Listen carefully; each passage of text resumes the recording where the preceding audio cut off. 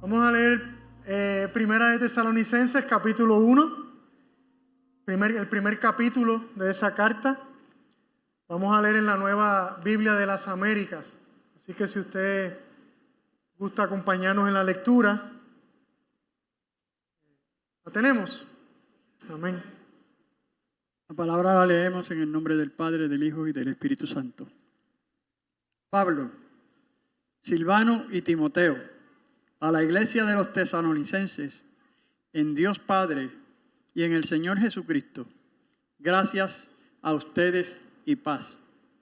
Siempre damos gracias a Dios por todos ustedes, mencionándolos en nuestras oraciones, teniendo presente sin cesar delante de nuestro Dios y Padre su obra de fe, su trabajo de amor y la firmeza de su esperanza en nuestro Señor Jesucristo. Sabemos, hermanos amados de Dios, de la elección de ustedes, porque nuestro evangelio no vino a ustedes solamente en palabras, sino también en poder y en el Espíritu Santo, y con plena convicción, como saben, qué clase de personas demostramos ser entre ustedes por el amor que les tenemos. Y ustedes llegaron a ser imitadores de nosotros y del Señor, habiendo recibido la palabra en medio de mucha tribulación, con el gozo del Espíritu Santo, y de tal manera que llegaron a ser un ejemplo para todos los creyentes en Macedonia y en Acaya, porque saliendo de ustedes la palabra del Señor se ha escuchado no solo en Macedonia y Acaya, sino también por todas partes. La fe de ustedes en Dios se ha divulgado, de modo que nosotros no tenemos necesidad de decir nada. Pues ellos mismos cuentan acerca de nosotros, de la acogida que tuvimos por parte de ustedes y de cómo se convirtieron de los ídolos a Dios para servir al Dios verdadero, al Dios vivo y verdadero, y esperar de los cielos a su Hijo, al cual resucitó de entre los muertos, es decir, a Jesús, quien nos libra de la ira venidera. Padre bueno y Dios eterno, damos gracias por tu hermosa palabra. Un ejemplo que ya está prescrito para nosotros, para que lo utilicemos, Señor, en forma efectiva, como esta gente tesalonicense lo hizo. Bendice nuestras vidas de forma especial, porque podamos nosotros también hacer como ellos y decir como ellos. Gracias, Padre, por esta hermosa palabra que tú nos regalas en el día de hoy. Amén. Amén. Pueden sentarse.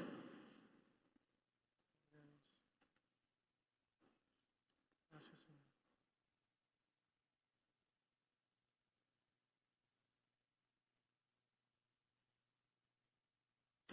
Gloria a Dios. Hoy queremos iniciar una travesía a través de las cartas que el apóstol Pablo le escribió a la iglesia de los tesalonicenses.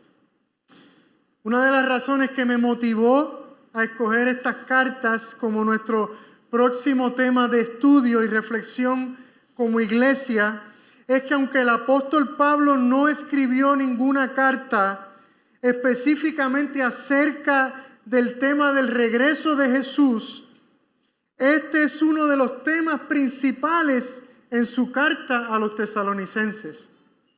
Y el propósito de Pablo de traer este tema a los tesalonicenses es muy parecido al propósito de Juan con el Apocalipsis. Animar y motivar a una iglesia que vive en medio de una cultura hostil y totalmente contraria al Evangelio. Animar a la iglesia y motivarla a perseverar en la fe, a seguir amando y siendo fiel al Señor Jesucristo, cueste lo que cueste, y a seguir amando y sirviendo a los demás. Animar a la iglesia y motivarla a esperar fiel y pacientemente el regreso del Rey y la restauración de todas las cosas. Y en medio de la espera hay un llamado muy específico a la iglesia, un llamado a la santidad, a vivir vidas santas, vidas cuestionables, vidas sorprendentes, vidas impactantes, vidas que reflejen el amor radical de Dios, vidas que huyan de las pasiones de la carne y de los ídolos de este mundo, vidas que se caractericen por el amor, el servicio, la generosidad, la justicia y la compasión. En fin, vidas que reflejen el carácter de Cristo donde quiera que van. Aleluya. Pablo desea que los tesalonicenses entiendan el Evangelio y no solo lo entiendan, sino que entiendan sus implicaciones para el diario vivir, para que entiendan lo práctico del Evangelio, que el Evangelio no es solo para vivirlo el domingo en la mañana, sino todos los días de la semana. Que el Evangelio no es el A, B y C de la vida cristiana, sino de la A a la Z, como diría el pastor Tim Keller. Pablo desea que los tesalonicenses entiendan qué es lo que significa verdaderamente haberse convertido al cristianismo. Que el Evangelio no es un accesorio adicional de la vida, como lo puede ser pertenecer a un club social o practicar algún deporte u otra actividad que tengo que ver dónde coloco en mi agenda semanal. El Evangelio es lo que le da sentido a nuestra vida. El Evangelio es lo que define nuestra vida, lo que la informa. Es la regla de vida, son nuestros valores, es nuestra cosmovisión, la manera en cómo interpretamos el mundo, es nuestro propósito, es lo que nos diferencia del mundo.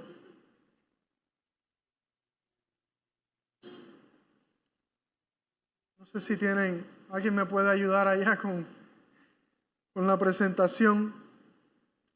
La autoría de estas cartas se le atribuye al apóstol Pablo, obviamente, y se cree que son de las primeras cartas que Pablo le escribe a una de las iglesias que han nacido como producto de sus esfuerzos evangelísticos y misioneros. Sin embargo, estas cartas tienen la peculiaridad de que Pablo no las escribió solo. Tanto Silas como Timoteo, quienes fueron de los colaboradores más importantes en el ministerio de Pablo, aportaron a la creación de estas cartas. Y para aquellos que se están haciendo la pregunta, el tal Silvano, ¿verdad?, es otro nombre, una variación del nombre de Silas. Se estima que Pablo escribió la primera carta a los tesalonicenses entre el año 50 y 51. Menos de 20 años de la partida de nuestro Señor Jesucristo al cielo. Es muy probable que Pablo haya escrito esta carta desde la ciudad de Corinto durante su segundo viaje misionero. Y es importante destacar para nuestro estudio que la composición de la iglesia o de las microiglesias, ¿verdad? Se cree que no era solamente una congregación como nosotros lo conocemos ahora, sino que eran muchos grupos repartidos alrededor de la ciudad. La composición de estas iglesias era predominantemente gentil, o sea, no judíos, mayormente griegos. En otras palabras, Pablo le escribe a cristianos cuyo trasfondo cultural y religioso no es judío, sino griego. no tenían una influencia o un conocimiento previo del Antiguo Testamento ni de la ley judía, sino que habían crecido en una cultura griega, ¿verdad? Influenciados por una filosofía griega. La ciudad de Tesalónica, dice la historia, que fue nombrada por la media hermana de Alejandro Magno, que se llamaba Tesalonic. Así que este tiene un nombre, Kelvin y Gabriela tiene un nombre, Tesalonic. Y esta fue fundada por su esposo, el rey Casandro de Macedonia, alrededor del 315 antes de Cristo. En los tiempos de Roma, esta era una ciudad principal, era como una capital con alrededor de 200,000 habitantes. Y en su segundo viaje misionero, vamos a ver si pasa, no, me fui adelante. No se ve muy claro, ¿verdad? Pero hay una línea en la parte de arriba que es como violeta, como púrpura, como fucha, ¿verdad? Que sale desde la ciudad de Antioquía. Así que esa es la ruta que se cree que Pablo recorrió en su segundo viaje misionero. Aquí hay gente que está estudiando las cartas de Pablo, ¿verdad? Que yo tengo temor de decir algo erróneo. Así que cuando estudio me aseguro, ¿verdad? Así que esa es la ruta. Él sale de estas regiones, esos colores, eran las regiones, ¿verdad? Que el Imperio Romano dividió toda esta tierra. Así que de la región de Siria, ¿verdad? Pasó a Sicilia, a Galacia, a Asia o Asia Menor, y llegó entonces a la ciudad de Filipos en Macedonia. Y de la ciudad de Filipo entonces pasa a la ciudad de Tesalónica.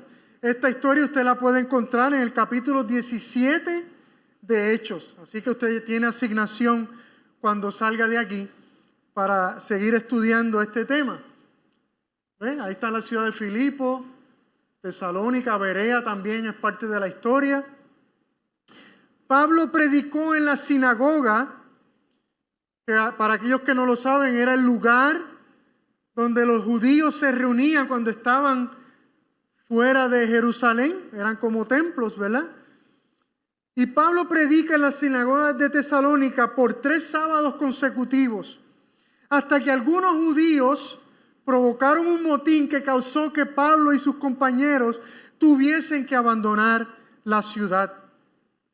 Y lo maravilloso de esta historia es que solo hizo falta varias semanas de predicación y de enseñanza de parte de Pablo y sus compañeros para que una iglesia hermosa y fructífera naciera en aquel lugar, aún a pesar de la hostilidad que enfrentaron.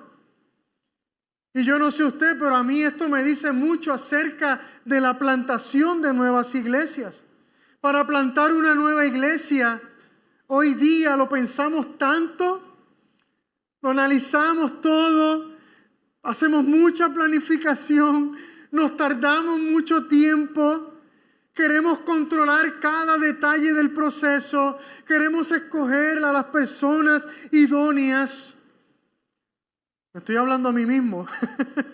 Nos preocupa tanto que el esfuerzo que hagamos vaya a fracasar. Y sin embargo, Pablo llegó a aquella ciudad, predicó varios sermones, gente se convirtió, no tuvo tiempo de discipularlos, ni de mandarlos al seminario, ni de buscar un local para que se reunieran, ni de levantar fondos o solicitar una donación a la oficina nacional. Hay algo que yo creo que Pablo y los apóstoles tenían, que la iglesia de hoy hemos perdido. Una total dependencia del Espíritu Santo a la hora de llevar a cabo el ministerio que Dios ha puesto en nuestras manos. y una profunda humildad de que la obra de Dios no se trata de nosotros, sino de Él, que Él es el dueño de la obra y no nosotros. Te lo he dicho a algunos, ¿verdad? Nosotros pudiéramos plantar una iglesia en Caguas. Las iglesias de Caguas no dan abasto para la población de esa región. Así que si usted de los que piensa que hay muchas iglesias, mire, eso es un mito. No dan la cantidad de iglesias que hay en Caguas para alcanzar a toda esa población. Tenemos la gente, tenemos los recursos, tenemos gente que vive en la región. Podríamos hacerlo. ¿Amén? Solo un amén está bien. Eso, hay esperanza, hay esperanza.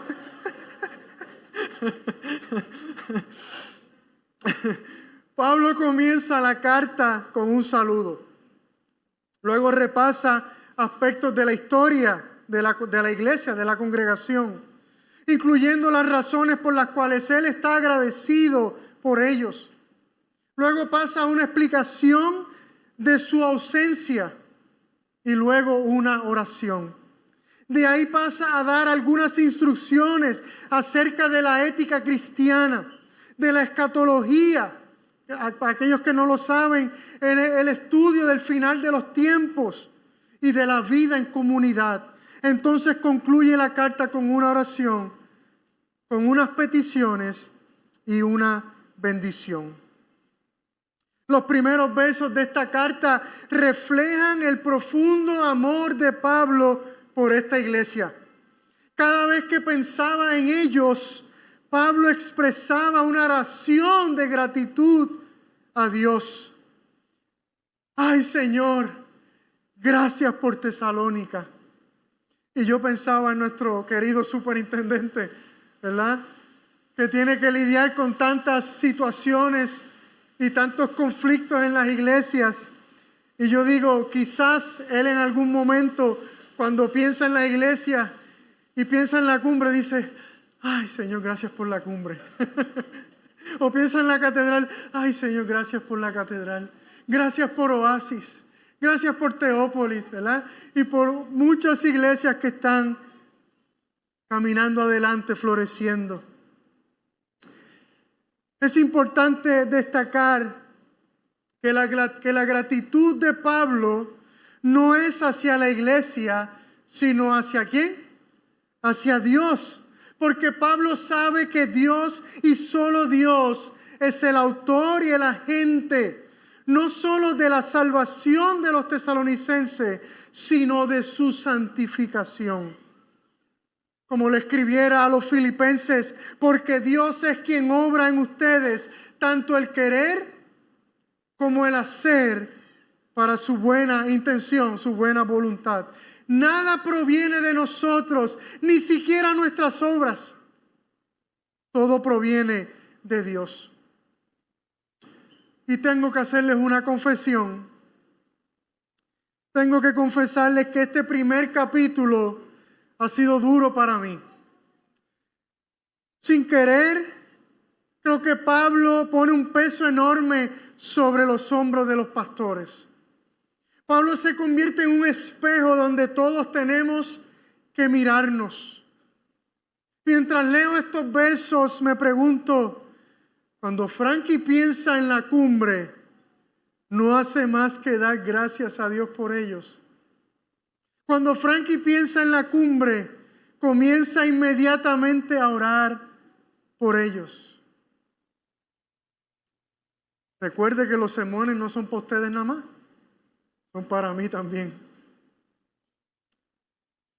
Ahora bien, habían tres cosas que hacían a Pablo muy feliz cuando pensaba en los tesalonicenses. Habían tres cosas que eran lo que a él le producía ese sentimiento de gratitud. Y esto lo vemos en el verso 3 de ese capítulo 1. Su obra de fe, su trabajo de amor y la firmeza de su esperanza en nuestro Señor Jesucristo. Por eso hemos titulado la serie de predicaciones Fe, Amor y Esperanza. Fe, amor y esperanza. El apóstol Santiago le escribe a la iglesia en el capítulo 2 de su carta, verso 17, y dice: así también la fe por sí misma, si no tiene obras, está muerta. El apóstol Pablo también le escribe a los romanos y le dice: mas el justo por la fe vivirá. Una fe salvadora, verdadera y genuina, produce fruto. Si nuestra conversión ha sido genuina, tenemos que estar dando fruto. Es imposible que no lo hagamos. El resultado natural en la vida de alguien que ha nacido de nuevo, de alguien en quien ha ocurrido el milagro de la salvación, de alguien a quien se le ha hecho un trasplante de corazón espiritual, donde Dios ha quitado su corazón de piedra y le ha puesto un corazón de carne. El resultado son buenas obras. No hacemos buenas obras para ganarnos el favor de Dios. Hacemos buenas obras porque ya nos ganamos el favor de Dios. Hay una iglesia hermana cerca de nosotros, y voy a decir esto con mucho respeto, ¿verdad? Que tiene un banner al frente que dice: Él reconstruye y deja nuevo tu corazón, algo así. Y la verdad es que Él no vino a reconstruir nuestro corazón. Él vino a darnos un corazón nuevo. Si usted evalúa su vida y se da cuenta que no está dando fruto, o que usted está viviendo en pecado, o sea, no que usted, todos pecamos, ¿verdad? Cuando digo que usted está viviendo en pecado, es que usted tiene un comportamiento pecaminoso constante. Usted tiene que detenerse y cuestionarse seriamente su salvación. Jesús dijo: por sus frutos los conocerán. También dijo: no todo el que me dice Señor, Señor entrará en el reino de los cielos, sino el que hace la voluntad de mi Padre que está en los cielos.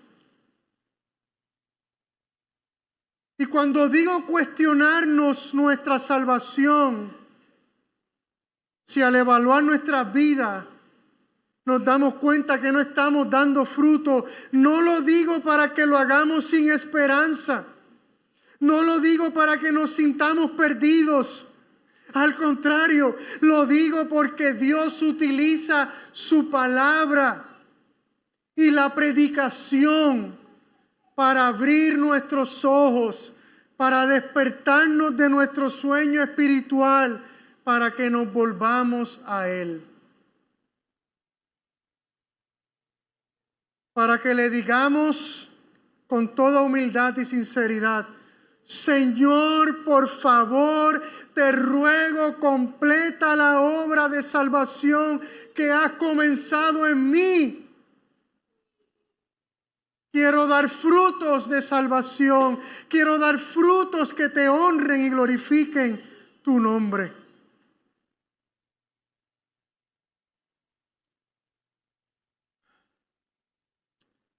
A Pablo no solo le alegraba el corazón las obras de fe de los tesalonicenses, aquellas obras que confirmaban la salvación de ellos, sino también su trabajo de amor. Una cosa son las obras, otra cosa es el amor. Allá afuera hay mucha gente haciendo buenas obras y eso no los hace convertidos, eso no los hace creyentes, eso no los hace cristianos. Los seres humanos tenemos una enorme capacidad de actuar en hipocresía, aparentar algo que no somos, actuar de tal forma que la gente piensa que somos buenos, o que somos piadosos, o que somos generosos. Pero lo que realmente estamos buscando es nuestra propia gloria, o salvarnos a nosotros mismos, o pretender ganarnos el favor de Dios. Lo que diferencia las obras de un creyente a las de un no creyente es el amor, pero el amor por Dios. Era ampliamente conocido que los tesalonicenses actuaban desde una relación profunda de amor por Dios. Ellos habían comprendido el profundo amor con el que Dios los había amado, y esa comprensión los hacía corresponder en amor, amando a Dios, amando lo que Él ama y amando a quienes Él ama. Su obra de fe era producto de su amor. El amor era la verdadera prueba de su fe. Un amor genuino, no superficial, un amor sacrificial, no interesado, un amor radical, no cauteloso, un amor que sorprendía a muchos. A la iglesia de Tesalónica no se le conocía por las divisiones, y no es que no hubiesen, ni por los bochinches, y no es que no hubiesen, ni por la caída en pecado de sus pastores, ni por la corrupción, ni por su afiliación a un partido político, ni por el maltrato institucional, ni por estar en contra de todo y criticarlo todo. No, a la iglesia de Tesalónica se le conocía por su trabajo de amor, comenzando entre ellos mismos y extendiéndose a los de afuera. ¿Qué mosquito le picó a esta gente?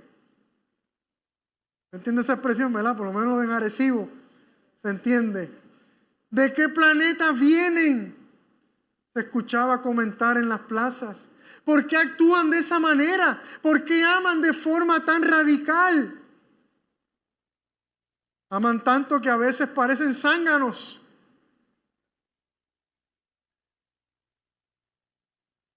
Pero la alegría y el agradecimiento de Pablo acerca de los tesalonicenses era como una silla de 3 patas. ¿Ha visto una silla de 3 patas, verdad? Había un tercer elemento que contemplaba y sellaba la fe de esta iglesia. Había un tercer elemento que confirmaba la salvación de los tesalonicenses: la firmeza de su esperanza en nuestro Señor Jesucristo. Aleluya. La palabra firmeza se define como el poder de resistir las dificultades o el estrés, especialmente la fortaleza interior necesaria. Y por otro lado, la palabra esperanza se define como el sentimiento general de que se cumplirá un deseo. Los tesalonicenses no solo vivían la vida cristiana, no solo operaban desde un profundo amor por Dios que producía frutos evidentes, sino que ese amor y esos frutos también nacían de una profunda esperanza, de una esperanza firme, de una esperanza inconmovible. Los tesalonicenses habían encontrado la roca firme en donde edificar sus vidas. Habían encontrado la roca firme que los sostendría en medio de las dificultades de esta vida, en medio de la hostilidad de este mundo.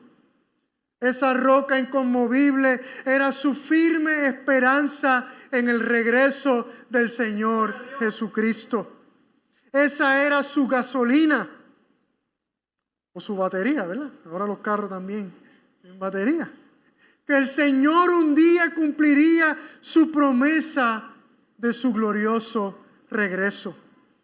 Parecía que los tesalonicenses no necesitaban mucho más. Ellos no solo eran conocidos por su obra de fe y por su trabajo de amor, sino también por su constante y profundo deseo por el regreso del Rey. Aleluya. Esa esperanza estaba constantemente en sus labios, en sus mentes y en su corazón. Estaba constantemente en la predicación, en la enseñanza, en las conversaciones.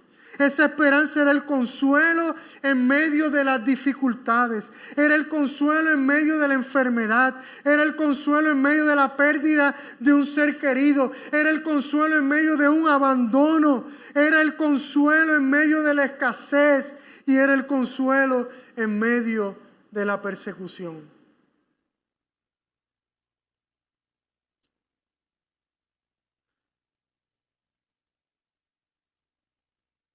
Entonces, amada iglesia, si los tesalonicenses se caracterizaban por su obra de fe, por su trabajo de amor y por la firmeza de su esperanza en el regreso del Señor Jesucristo, la pregunta es, ¿qué caracteriza a la cumbre?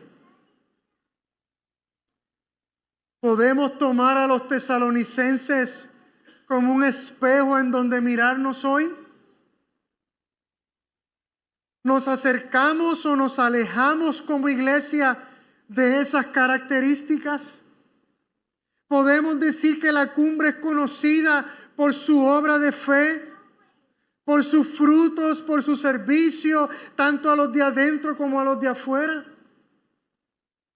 ¿Podemos decir que la cumbre es conocida por su trabajo de amor, por un entendimiento claro del amor de Dios, por un amor que se desborda hacia los demás, por un amor que sirve, que se compadece, que ríe con los que ríen y llora con los que lloran?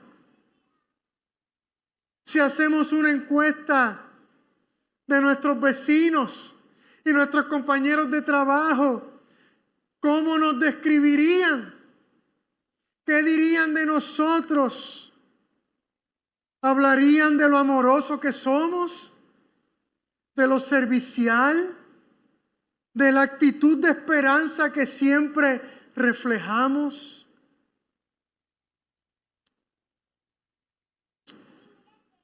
Tener un presupuesto operacional de $400,000 es una bendición bien grande para una iglesia pequeña. Pero a veces pienso que puede convertirse en una maldición. Todo lo resolvemos con dinero. Si alguien necesita una compra, mándale un cheque. Si alguien está enfermo, mándale un cheque. Si alguien está en el hospital, mándale un cheque. Si alguien pierde a un ser querido, mándale un cheque. Si a alguien se le dañó el carro, mándale un cheque. Pero ¿y el corazón? Y la obra de fe. Y el trabajo de amor. Y el estar presente con la gente. Y el visitar y cuidar al enfermo. Y el ayudar al necesitado con nuestras propias manos o con nuestras capacidades. Y el simplemente llevar un plato de comida caliente al que sufre. ¿En dónde dejamos el corazón?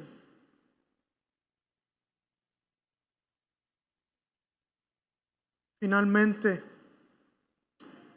podemos decir que la cumbre es conocida por la firmeza de su esperanza en el regreso de nuestro Señor Jesucristo. Cuando vienen las dificultades, es eso en lo que primero pensamos. Es eso lo que nos ayuda a levantarnos y a seguir adelante. Es eso lo que nos motiva a vivir vidas santas, alejadas del pecado. Es eso lo que nos mueve a llevar el evangelio a cada rincón de nuestra sociedad. Perdonen, hermanos, si el sermón ha sido muy duro. Siempre doy gracias a Dios por ustedes, mencionándolos en mis oraciones. Mi trabajo es retarlos y sacarnos de la zona cómoda y movilizarnos. Aleluya. Y ayudarles a que en la palabra ustedes realmente encuentren el espejo en el cual debemos mirarnos cada día. Aleluya. Que el Señor nos ayude a convertirnos en la iglesia que Él sueña que seamos. Que seamos conocidos por nuestra obra de fe, por nuestro trabajo de amor y por la firmeza de nuestra esperanza en nuestro Señor Jesucristo. Amén. Aleluya. Gracias, Señor. Ciertamente tu palabra es agridulce. A veces es agria, pero cuando la tomamos, nos damos cuenta que eventualmente se vuelve dulce a nuestro paladar, a nuestro corazón. Gracias por tu palabra. Gracias por esta carta que comenzamos en el día de hoy a estudiar como iglesia de los tesalonicenses. Gracias por cómo nos vas a retar, cómo nos vas a hacernos entender más claramente el Evangelio, cómo nos vas a mostrarte a ti mismo más claramente a nosotros, cómo nos vas a llevar a nuevas alturas en nuestra relación contigo, en nuestro amor por ti, en nuestro servicio a los demás, en nuestro amor los unos por los otros. Gracias, Señor. Tu palabra es buena y alimenta nuestro espíritu, Señor. Gracias por mis hermanos. Permite que podamos seguir adelante confiando en ti, Señor. En el nombre de Jesús. Amén. Amén. Gloria a Dios. Aleluya.